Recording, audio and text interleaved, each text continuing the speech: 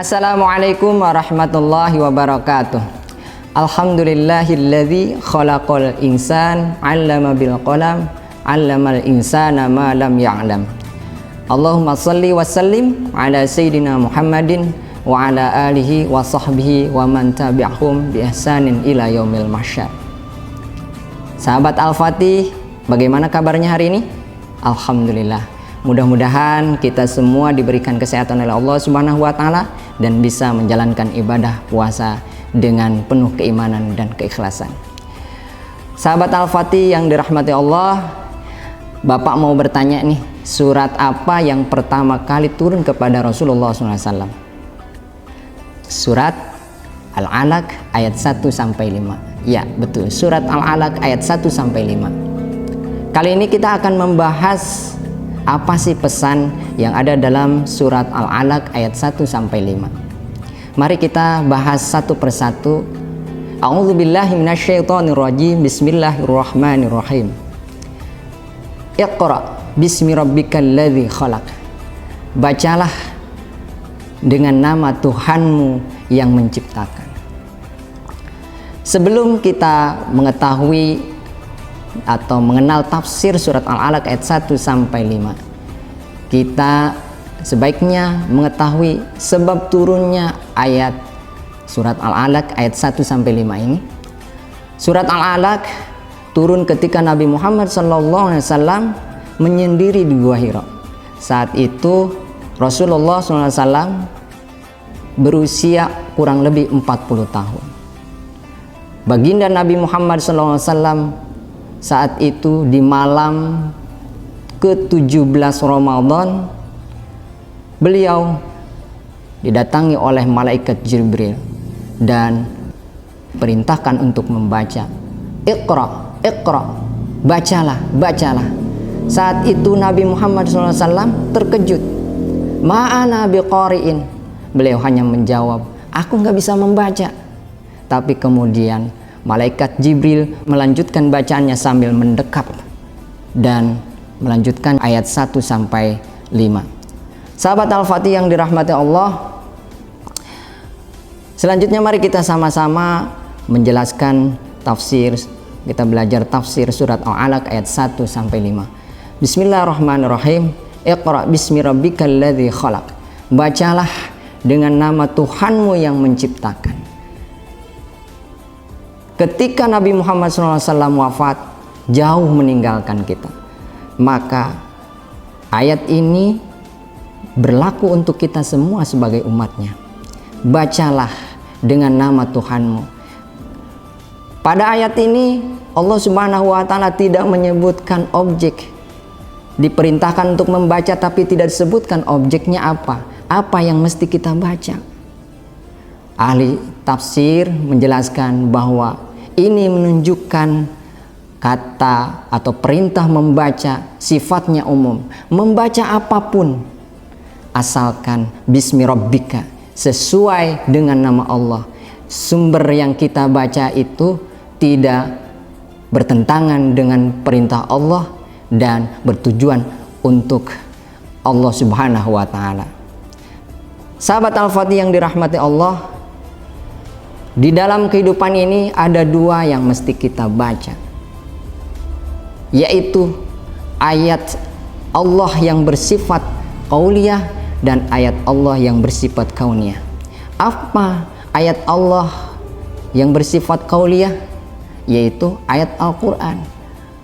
Qauliyah artinya ucapan. Apa yang diucapkan, diwahyukan oleh Allah Subhanahu wa taala kepada Kangjeng Nabi Muhammad SAW adalah ada dalam Al-Quran. Itulah yang mesti kita baca. Kalau kita membaca Al-Quran, insya Allah kita akan selamat dunia akhirat. Orang yang membaca Al-Quran hatinya akan tenang, kehidupannya akan tentram. Karena itu sahabat Al-Fatih jangan lupa di rumah senantiasa membaca Al-Quran, apalagi di bulan suci Ramadan. Allah Subhanahu wa taala melipat gandakan pahalanya. Yang kedua yaitu ayat kauniyah. Apa sih ayat kauniyah? Yaitu ayat yang berupa ciptaan Allah Subhanahu wa taala yang ada di diri kita dan di sekitar kita. Itulah ayat kauniyah. Dengan membaca dan mengamati, mempelajari ayat-ayat yang ada di sekitar kita, insya Allah kita akan mendapatkan kemudahan hidup di dunia. Sahabat Al-Fatih yang dirahmati Allah, kita belajar matematika, fisika, kimia, sains, IPA, dan lain sebagainya yang kita pelajari di sekolah, itu adalah dalam rangka membaca atau mempelajari ayat kauniyah, yaitu alam semesta. Kalau kita belajar membaca ayat kauniyah dengan sungguh-sungguh, mengkaji apa yang ada di alam semesta ini, insya Allah menjadi maju dalam kehidupan kita. Kita bisa membangun peradaban. Sahabat Al-Fatih yang dirahmati Allah, selanjutnya Allah melanjutkan ayatnya, khalaqal insana min 'alaq. Ia menciptakan manusia dari segumpal darah. Al-alaq artinya segumpal darah. Dari sini jika kita kaitkan dengan surat sebelumnya ayat 1, kalau kita sudah belajar, kita menguasai bidang tertentu, menguasai ilmu pengetahuan dengan sungguh-sungguh rajin membaca, maka jangan lupa semua ilmu itu dari Allah Subhanahu wa Ta'ala. Jangan sombong, karena kita hanya tercipta dari segumpal darah. Bahkan sebelum menjadi segumpal darah, kita hanya dari air mani yang terpancar dan hina. Karena itu jangan sombong kalau kita memiliki ilmu pengetahuan. Karena itulah kita diperintahkan untuk menghormati guru. Karena dari gurulah kita mengenal Allah Subhanahu wa Ta'ala. Dari gurulah kita bisa beramal dan memuliakan orang lain. Kita bisa berakhlak mulia. Sahabat Al-Fatih yang dirahmati oleh Allah Subhanahu wa Ta'ala, selanjutnya Allah Subhanahu wa Ta'ala berfirman, Iqra wa rabbukal akram. Bacalah dengan nama Tuhanmu yang maha mulia. Kembali Allah Subhanahu wa Ta'ala memerintahkan untuk membaca. Jadi ada dua kali Allah Subhanahu wa Ta'ala memerintahkan kita untuk membaca. Ini mengesankan kepada kita. Allah Subhanahu wa Ta'ala berpesan bahwa dalam belajar, menuntut ilmu, membaca itu tidak cukup sekali. Menuntut ilmu, membaca, mempelajari sesuatu itu harus terus menerus. Jangan puas dengan ilmu yang sudah kita miliki. Kalau kita berilmu tapi puas dengan ilmu yang kita miliki, maka sebetulnya kita bukan orang yang berilmu. Karena ilmu Allah Subhanahu wa Ta'ala masih luas, perlu kita pelajari. Kalau kita terus belajar, insya Allah akan ada sesuatu yang baru yang diberikan oleh Allah Subhanahu wa Ta'ala. Selanjutnya Allah Subhanahu wa Ta'ala berfirman, alladzi 'allama bil qalam. Dia yang mengajarkan manusia dengan perantara pena atau qalam. 'Allamal insana ma lam ya'lam. Ia juga mengajarkan manusia apa yang tidak diketahuinya. Dari kedua ayat ini, yaitu ayat 4 dan 5, bahwa Allah Subhanahu wa Ta'ala mengajarkan manusia dengan dua cara. Yang pertama itu dengan perantara qalam atau pena. Kalau dulu pena, kalam. Kalau sekarang banyak sarana untuk belajar. Kita bisa belajar dari buku. Kita bahkan bisa belajar dari internet, dari medsos, dari YouTube dan lain sebagainya. Allah Subhanahu wa Ta'ala mengajarkan kita melalui pena, melalui perantara. Kita juga bisa belajar dari guru. Yang kedua yaitu Allah Subhanahu wa Ta'ala mengajarkan dengan cara Allah langsung memberikan ilmu kepada kita. 'Allamal insana ma lam ya'lam, tanpa perantara pena. Sahabat Al-Fatih yang dirahmati Allah, cara kedua ini adalah cara istimewa. Ini adalah sebagaimana yang Allah lakukan kepada para nabi. Allah Subhanahu wa Ta'ala mengajarkan langsung kepada para nabi. Sahabat Al-Fatih, kalau kita ingin mendapatkan ilmu, maka dua-duanya harus kita lakukan. Yang pertama itu dengan cara belajar, bertanya, berlatih, atau mengkaji sesuatu yang lebih luas lagi.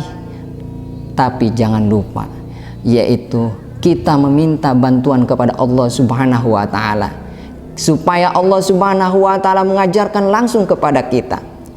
Orang yang mendapatkan pengajaran langsung dari Allah hanyalah orang-orang yang soleh, hanyalah orang-orang yang bersih hatinya, bersih jiwanya dari dosa.